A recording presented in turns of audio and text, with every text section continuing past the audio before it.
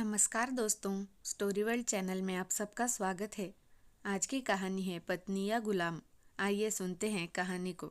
2 मंजिले मकान के ऊपरी माले में अपनी पैरालाइज्ड माँ के साथ अकेला बैठा अमर खुद को बहुत ही असहाय महसूस कर रहा था। माँ तो सो रही थी, कमरा बिखरा पड़ा था। उसे अपनी तबीयत भी ठीक नहीं लग रही थी।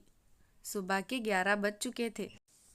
पेट में अन्न का एक दाना भी अभी तक नहीं गया था।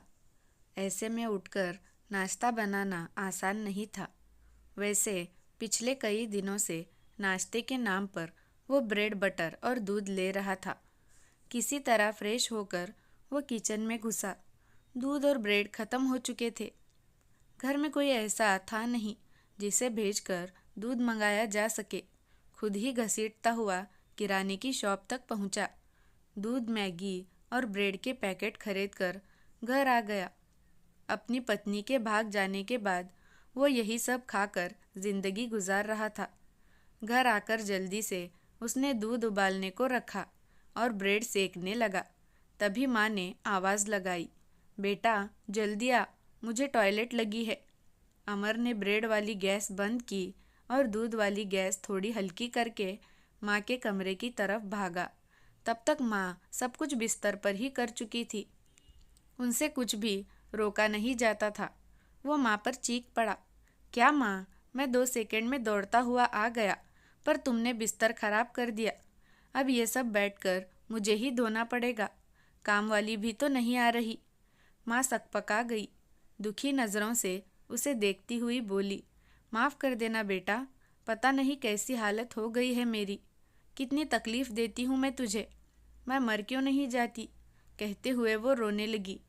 ऐसा मत कहो माँ, अमर ने माँ का हाथ पकड़ लिया। पिताजी पहले ही हमें छोड़कर जा चुके हैं। भाई दूसरे शहर चला गया। सौम्या किसी और के साथ भाग गई। अब मेरा है ही कौन तेरे सिवा। तू भी चली जाएगी तो पूरी तरह अकेला हो जाऊंगा मैं। माँ की भी आंखें भर आई थी। उसे सौम्या की याद तड़पाने लगी थी। सौम्या थी तो सब कुछ कितनी सहजता से संभाल कर रखा हुआ था। माँ की तबीयत भी खराब थी, मगर सौम्या इस तरह माँ की सेवा करती कि तकलीफ होने के बावजूद भी वो हंसती रहती थी। उस समय छोटा भाई और पिताजी भी घर में थे, मगर घर के काम पलक झपकते ही निपट जाते थे। अमर की आंखों के आगे सौम्या का वो मुस्कुराता हुआ चेहरा आ गया जब वो ब्याह कर घर आई थी। नई नवेली दुल्हन इधर से उधर फुदकती रहती थी, मगर अमर उसकी मासूमियत को बेवकूफ़ी का नाम देता था। वक्त बेवक्त उसे डांटता चीखता रहता था। वो घर से एक भी कदम बाहर रख देती थी तो घर सिर पर उठा लेता था। उसकी सहेलियों तक से उसे मिलने नहीं देता था। समय के साथ चपल हिरनी सी सौम्या पिंजरे में कैद बुलबुल जैसी गमगीन और दुखी हो गई।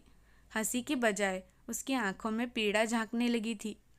फिर भी कोई शिकायत किए बिना वो पूरे दिन घर के कामों में लगी रहती थी। आज अमर को याद आ रहा था वो दिन जब सौम्या की मौजूदगी में एक बार उसे बुखार आ गया था। उस वक्त उनकी शादी को ज़्यादा दिन नहीं हुए थे। तब सौम्या पूरे दिन उसके हाथ पैरों की मालिश करती रही थी।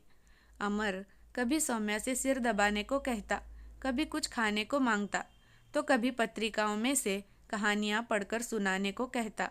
हर समय सौम्या को अपनी सेवा में लगाए रखता था। एक दिन उसके मन ही थाह लेने के लिए अमर ने पूछा था, मेरी बीमारी में तुम मुझसे परेशान तो नहीं हो गई? ज़्यादा काम तो नहीं करा रहा हूँ ना मैं? तो सौम्या ने कुछ कहा नहीं, केवल मुस्कुरा भर दिया। तो अमर ने उसे तुलसीदास का दोहा सुनाते हुए कहा, धीरज धर्म मित्र अरुनारी, आपद काल परखिए चारी। जानती हो इसका मतलब क्या है? नहीं, आप बताइए क्या मतलब है? सौम्या ने गोल गोल आंखों को नचाते हुए पूछा। तो अमर ने समझाया, इसका मतलब ये है कि खराब समय में ही धीरज, धर्म, मित्र और बीवी की परीक्षा होती है। बुरे समय में पत्नी आपका साथ देती है या नहीं, ये देखना ज़रूरी है। इसी से बचने की परीक्षा होती है। समय के बारे में सोचते सोचते काफ़ी समय तक अमर यूं ही बैठा रहा। तभी उसे याद आया कि उसने गैस पर दूध चढ़ा रखा है। वो दौड़ता हुआ किचन में घुसा तो देखा आधा से ज़्यादा दूध ज़मीन पर बह गया है और बाकी जल चुका है। भगोना भी काला हो गया है। अमर सिर पकड़कर बैठ गया। किचन की सफाई का काम बढ़ गया था। दूध भी फिर से लाना होगा। उधर माँ के बिस्तर की सफाई भी करनी थी। सब काम निपटाते निपटाते दोपहर के 2 बज गए। दूध के साथ ब्रेड खाते हुए अमर को फिर से पुराने दिन याद आने लगे। सौम्या को उसके लिए पिताजी ने पसंद किया था। वो खूबसूरत, पढ़ी लिखी और सुशील लड़की थी, जबकि अमर कपड़ों का थोक विक्रेता था। घर में रुपये पैसों की कोई कमी नहीं थी। फिर भी सौम्या जॉब करना चाहती थी। वो इस बहाने खुली हवा में सांस लेना भी चाहती थी, मगर अमर ने उसकी ये गुजारिश सिरे से नकार दी थी। अमर को डर लगने लगा था कि सौम्या यदि बाहर जाएगी या अपनी सहेलियों से मिलेगी तो वे उसे भड़काएंगी। यही सोचकर उसने सौम्या को जॉब करने या सहेलियों से मिलने पर पाबंदी लगा दी। एक दिन वो दुकान से जल्दी घर लौट आया। उसने देखा कि कपड़े प्रेस करते करते सौम्या अपनी किसी सहेली से बातें कर रही थी। अमर दबे पांव कमरे में दाखिल हुआ और बिस्तर पर बैठकर चुपके से सौम्या की बातें सुनने लगा। वो अपनी सहेली से कह रही थी, मीना, सच कहूँ तो कभी कभी दिल करता है इनको छोड़कर कहीं दूर चली जाऊं। कभी कभी बहुत परेशान करते हैं, मगर उस वक्त नैना दीदी का ख्याल आ गया। वो इतनी सुंदर हैं, पर विधवा होने की वजह से उनकी कहीं शादी नहीं हो पाई। कितने बेबस और अकेली रह गई हैं वो। एक औरत के लिए दूसरी शादी कर पाना आसान नहीं होता। कभी मन गवा नहीं देता तो कभी समाज। एक बात बताऊं मीना, सौम्या की बात पूरी भी नहीं हुई थी कि अमर ने सौम्या से कहा, फ़ोन रखो, मैं कहता हूँ फ़ोन रखो। डर कर सौम्या ने फ़ोन रख दिया। अमर ने खींच कर एक झापड़ उसे रख दिया। सौम्या बिस्तर पर बैठकर सुबकने लगी। पति की बुराई मोहल्ले भर में करने चली है। सहेलियों के आगे बुराइयों का पोता खोल रखा है। छोड़कर जाएगी मुझे? क्या कमी रखी है मैंने, जाहिल औरत? बता, क्या कमी रखी है? कहते हुए अमर ने गरम प्रेस उसके हथेली पर रख दी।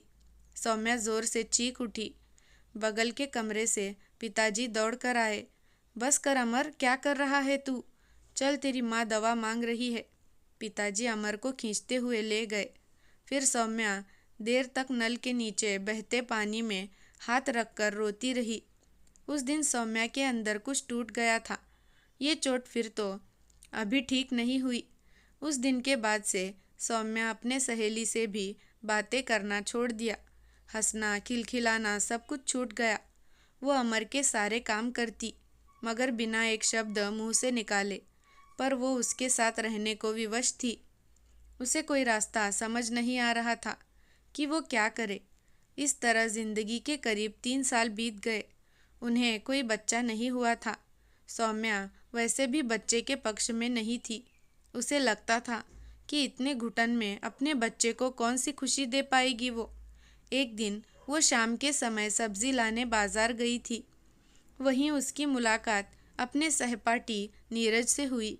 वो अपने भाई निलय के साथ सब्जी और फल खरीदने आया था। सौम्या को देखते ही नीरज ने उसे पुकारा, कैसी हो सौम्या, पहचाना मुझे?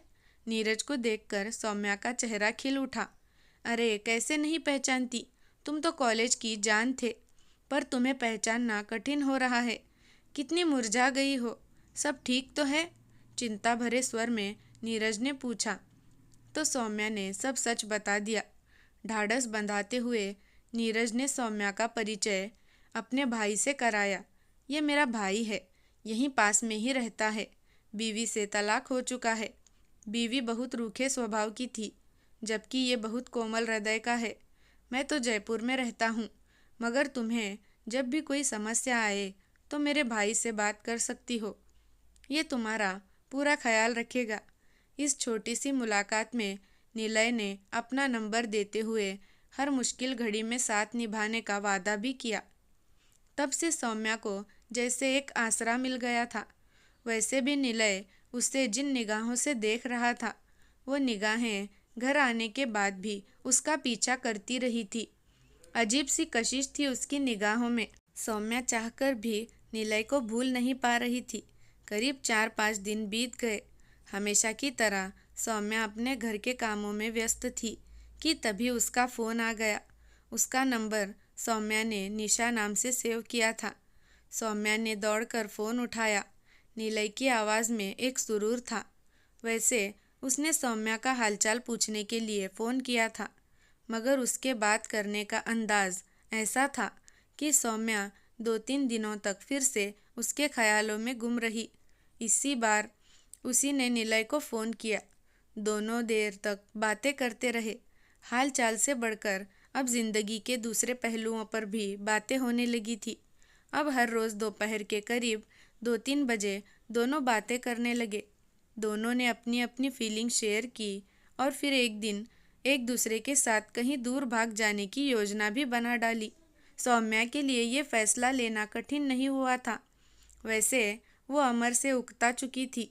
अमर ने जिस तरह से उसे मारा पीटा और गुलाम बनाकर रखा था, वो उसके जैसी स्वाभिमानी स्त्री के लिए असहनीय था। अमर के नाम पर एक चिट्ठी छोड़कर सौम्या निलय के साथ भाग गई। वो कहाँ गई इसकी खबर उसने अमर को नहीं दी, मगर क्यों गई और किसके साथ गई, इन सब बातों की जानकारी खत के माध्यम से अमर को दे दी। साथ ही उसने खत में स्पष्ट रूप से लिख दिया था कि वो अमर को तलाक नहीं देगी और उसके साथ रहेगी भी नहीं। अमर के पास हाथ मलने के अलावा और पछताने के सिवा कोई रास्ता नहीं था। इसी बात को 1.5 साल बीत चुके थे। अमर की जिंदगी की गाड़ी पटरी से नीचे उतर चुकी थी। मन में बेचैनी का असर दुकान पर भी पड़ा। उसका व्यवसाय ठप पड़ने लगा। अमर के पिता की मौत हो गई और घर के हालात देखते हुए अमर के भाई ने लव मैरिज की और दूसरे शहर में शिफ्ट हो गया। अब अमर अकेला अपनी बीमार माँ के साथ जिंदगी की रेतीली धरती पर अपने कर्मों का हिसाब देने को विवश हो गया था। इसमें हमेशा ये सीख मिलती है दोस्तों, जैसा हम बोते हैं वैसा ही हमें काटने को मिलता है। इसीलिए किसी भी चीज़ को जाने बिना बेवजह किसी पर कोई इल्ज़ाम लगा देना या किसी के साथ कोई ज़्यादती करना बहुत गलत बात है। पत्नी को हमेशा इज्जत, मान सम्मान और उसे उसकी हक की आज़ादी भी ज़रूर देनी चाहिए, जिससे वो भी खुश रहे, ना कि घुटन भरी ज़िंदगी जीकर वो इससे दूर भाग जाए। दोस्तों, आपको कहानी कैसी लगी कमेंट में ज़रूर बताना। धन्यवाद।